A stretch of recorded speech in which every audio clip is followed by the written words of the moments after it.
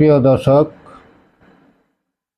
যারা দেখছেন সবাইকে আমার সালাম, আসসালামু আলাইকুম ওয়া রাহমাতুল্লাহি ওয়া বারাকাতুহু। অত্যন্ত দুঃখের সহিত বলতে হচ্ছে যে আজ প্রায় 10 মাস আইন শৃঙ্খলার এত অবনতি যেটা কল্পনা করা যায়নি, এবং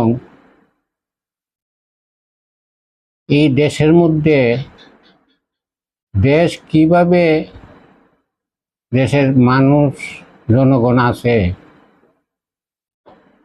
একমাত্র আল্লাহ ছাড়া আর কেউ জানে না। এইভাবে মব ভায়োলেন্স আমরা জীবনে কখনো আমরা দেখিনি, কারণ দেশ নিয়ে সবাই থাকে, সবাই চলে, আর এই দেশটা সবার।